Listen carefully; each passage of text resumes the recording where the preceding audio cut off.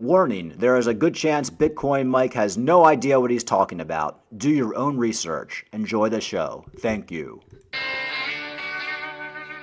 All right, folks, let's take a look at the markets. We got Bitcoin hanging out around 16,700, up from 16.5 about 20 minutes ago. That's good. Ethereum back above 1,200. We're at like 11, just under 1,200, like, in the morning.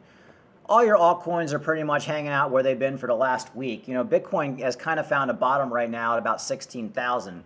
We cannot pump above 17,000. So as soon as we hit 17,000, we get a dump. So let's see what's going on in the markets today. The first story I saw, which is kind of interesting, FTX investors sue celebrity endorsements. This is the problem with America. Stop suing people.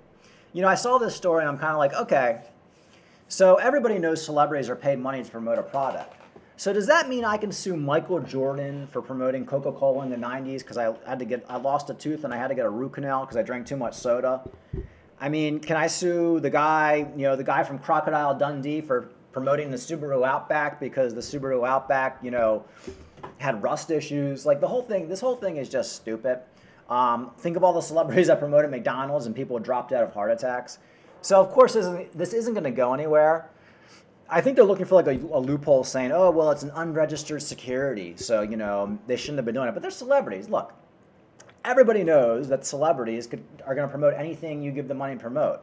So yeah, I don't see this going anywhere. But this story just kind of represents everything that's kind of wrong with America and society.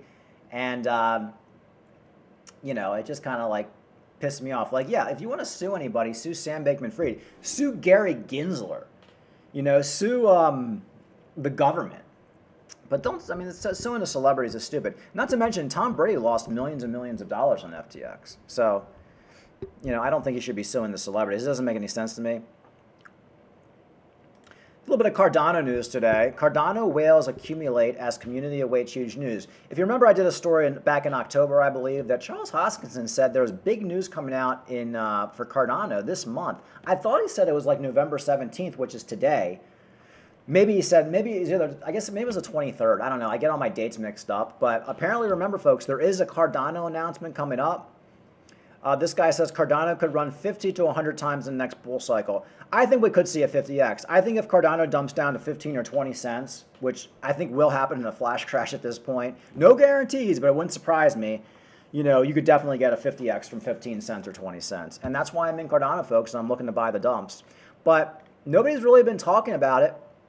But yeah, there is a big announcement coming up this month, and Charles Hoskinson's been very quiet. No, maybe the whole thing got poo-pooed. I don't know, with everything going on.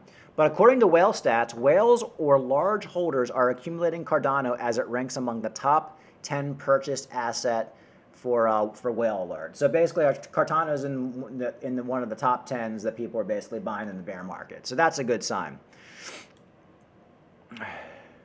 Yep. And of course, Cardano is currently trading at 32 cents, which sucks. But, folks, these prices are where millionaires are made. And I've been saying it. Even though the prices suck now, you got to be getting in now. All right, CZ Binance. I'll actually go back to this one. So the guy who's doing the FTX, he's the new CEO of FTX. He was basically the guy that they put into Enron. The guy who took over Enron after it collapsed to basically see what the hell was going on. Well, this guy, his name's Ray, John Ray. Now they put him in charge of FTX. And he says, never in my career have I seen such a complete failure in corporate controls. Kind of crazy.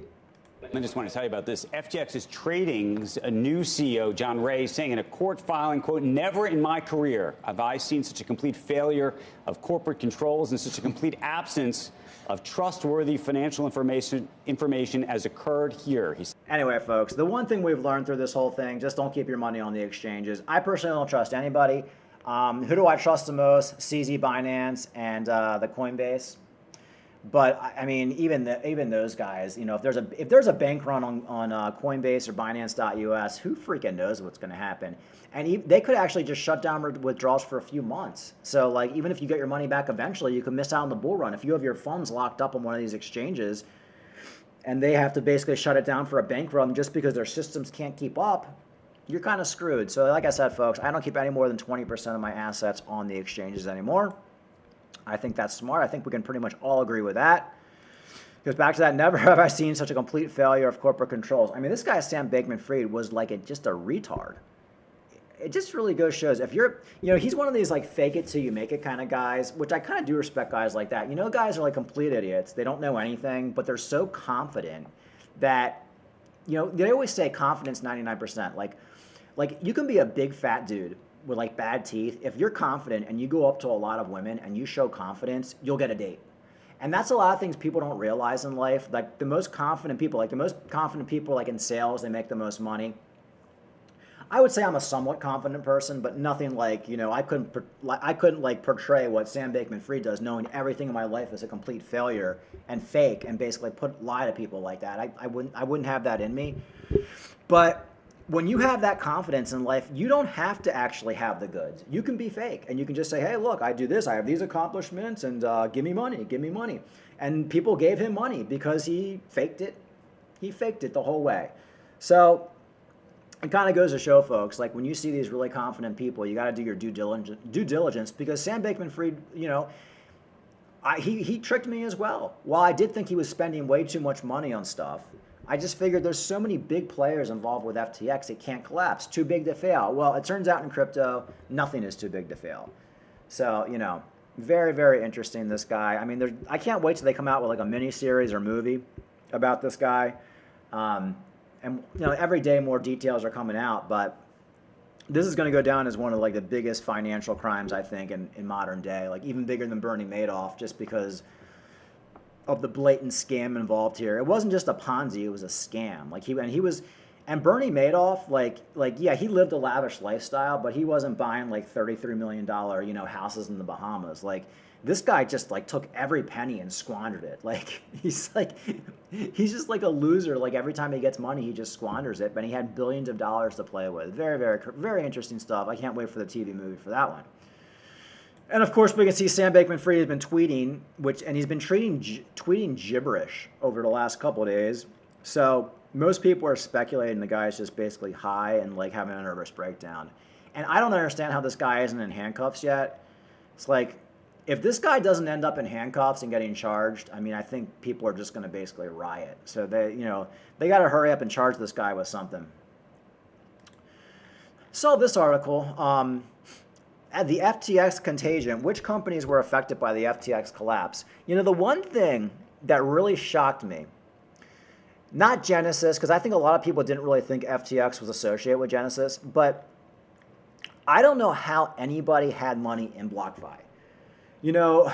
When Luna collapsed like 6 or 7 months ago, BlockFi pretty much came out and they said, look, we're done, like we're going to go bankrupt. And they basically, I believe they were about to halt withdrawals.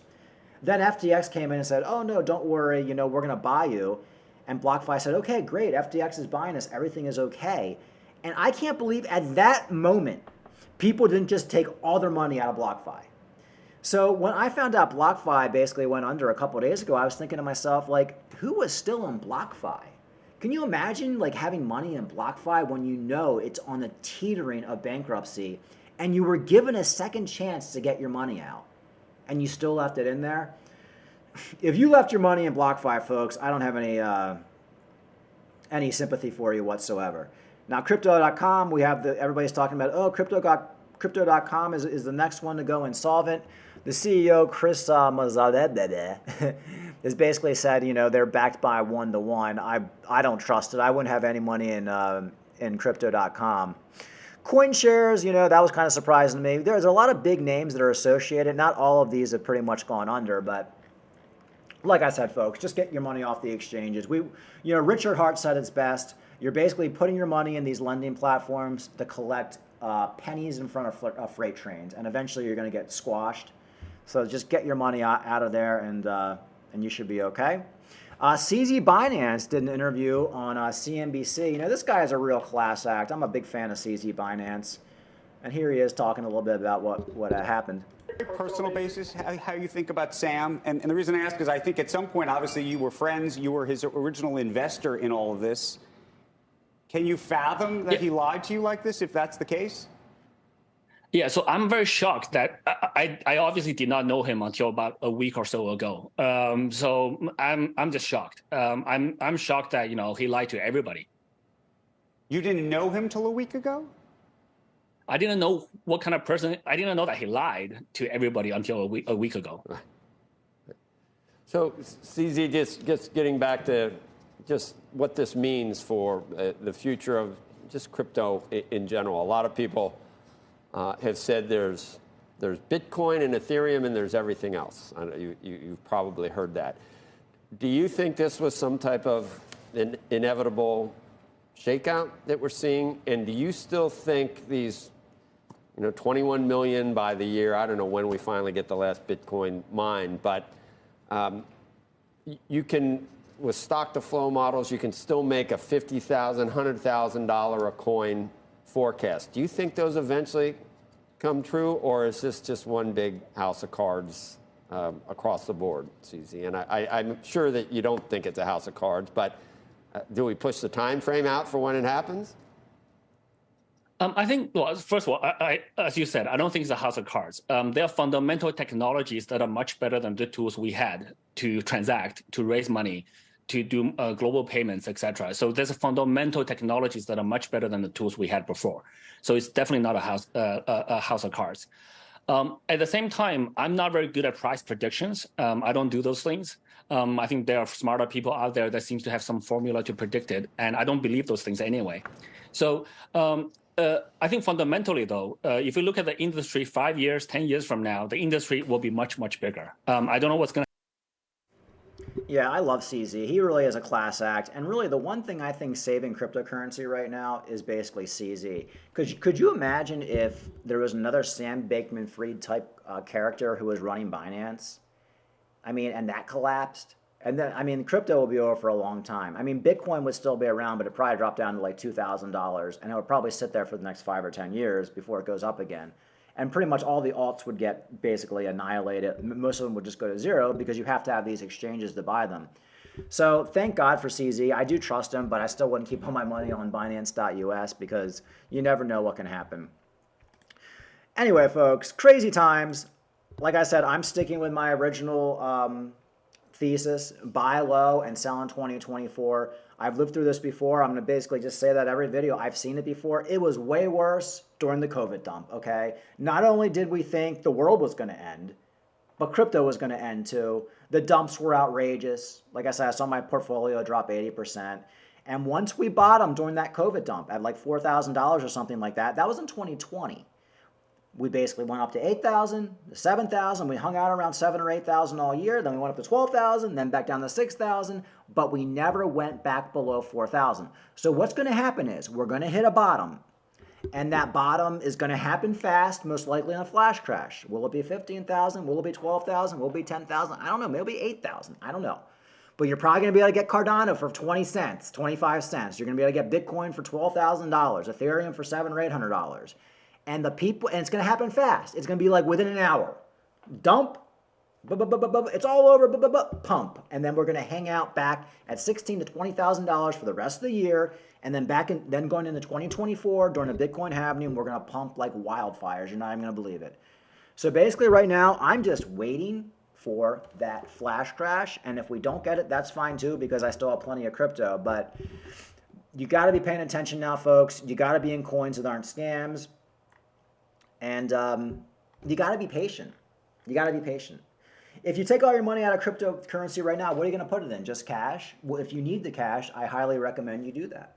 If you can't afford next month's rent and you have all your money in cryptocurrency and you're waiting for cryptocurrency to get you rich next month, you got to get your money out of cryptocurrency because you got bigger problems. But if every penny you have in cryptocurrency right now, you can lose it and you'll still be okay, there's no reason to touch any of your money in cryptocurrency right now. You should have money ready to buy more cryptocurrency. But 99% of people are sheep. I'm reading all. One thing I love to do, folks, is I go on the YouTube videos, my videos, other people's videos. I don't even watch a lot of the videos. And I read all the comments. And 99% of them are all negative, especially on CNBC. People being like, I'm glad I didn't buy Bitcoin. Oh my God, I've been saying it was a scam for years. Well, if you were saying it was a scam for years, you missed out on the last bull run. What were you saying when Bitcoin hit $67,000? You were quiet. All the loudmouths come out when Bitcoin dumps. And then in 2024, when Bitcoin's high again, they're going to be buying your bags. So all the people right now saying Bitcoin's a scam, they're going to be buying mine and your bags that allow us to retire early or buy a car or buy a house. So you just have to, you have to be able to take the heat. That's the hard part in crypto and investing. You have to be able to take the heat. Most people can't. Most people tap out. But that's it, folks. Like and subscribe. Bitcoin's still hanging out about 16,700 almost. I mean, stocks are actually down today. So Bitcoin's actually holding on. Do we have a bigger dump coming? Probably. But maybe we'll get a pump up to $17,000 or $18,000 first. We'll see. All right, folks. Have a good day.